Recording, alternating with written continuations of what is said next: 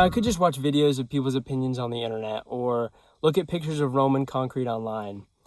But would I really be able to, on good authority, come to a conclusion about such a question? I realize that to answer this question unbiasedly and accurately, I would have to go there myself. Anyways, can't trust everything you see on the internet. When in Rome, I saw the Pantheon, the Colosseum, and the Roman aqueducts, all of which are around 2,000 years old. Reinvigorated with a new confidence to explore this debate, I returned home. So, how exactly has Roman concrete stood up for this long? The Pantheon, for example, has the largest unreinforced dome in the world. It was built almost 2,000 years ago, and it has endured 6 earthquakes and multiple floods.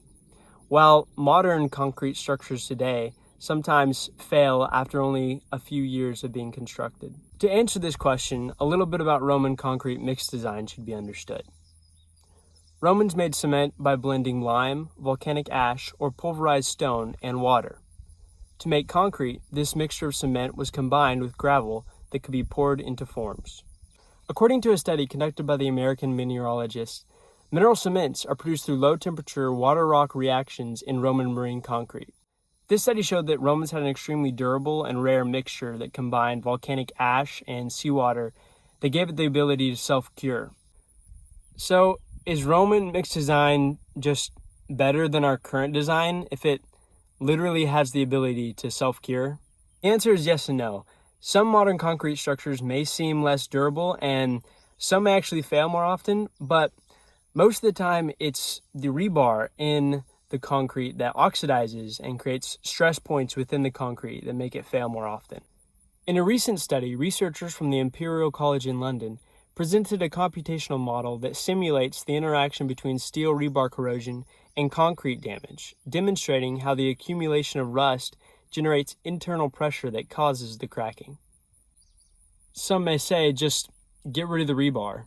So, while doing so would technically eliminate the cause of corrosion, it would also diminish the capabilities of modern concrete greatly, which brings up a larger point that more and more so now because of economic and functional concerns, structural engineers are using less and less material, that being concrete, while continuing to keep the spans that they normally would have with more concrete, which they're absolutely blowing Roman concrete design out of the water with that. The Pont du Gard aqueduct in Rome has one of the largest spans of any ancient Roman arch, an average span of 30 to 35 meters. Comparatively, the longest span for a modern reinforced concrete structure is 420 meters, a record claimed by the Wangshan Bridge in China.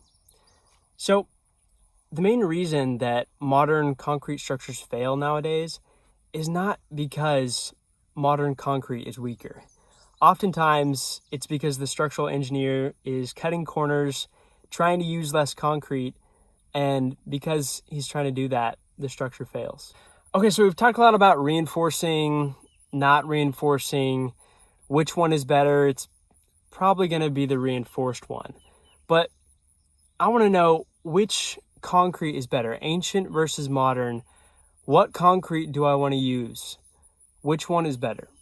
The best way to show this, the best way to show which concrete is stronger is through something called a compressive test. So technically, a compressive test is something to determine the strength of concrete by measuring its ability to withstand compressive forces. So essentially just asking how much weight can this particular concrete carry. In his book, Built for Eternity, M.D. Jackson compares Portland cement, which is very common in modern concrete mixed design, to seawater concretes, which is very common in ancient Roman concrete mixed design. And Jackson reveals many benefits of seawater concretes compared to Portland cement-based concretes, discussing its ability to withstand seawater and its environmental friendly superiority.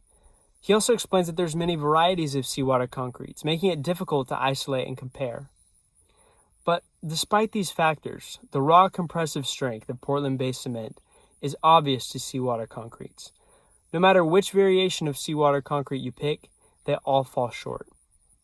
Jackson says, monuments of Rome are about 6 MPa compared to Portland cement concrete with a compressive strength of 30 MPa. This means that ancient Roman concrete is about 5 times less than Portland-based cement concrete. So, in conclusion, the ancient Romans made a genius self-healing concrete mix design made up of lime, volcanic ash, and seawater. It was extremely durable and extremely sustainable for the environment. On the other hand, modern concrete is rarely used without being reinforced to use less material and to span further. But we do know that even without the reinforcing, modern concrete is stronger. Okay, so what's the verdict? What's the decision? Who wins? What is the better concrete? Ancient versus modern. I want to give a shout out. I think that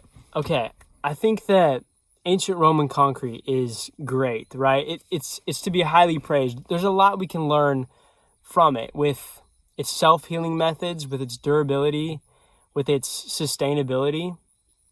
But at the end of the day, we're talking concrete. We're talking something that needs to be strong. And at the end of the day, it's modern concrete. Modern concrete is 5 times stronger than seawater concrete that was used in Roman monuments. And so, yeah, modern concrete takes the win on this one.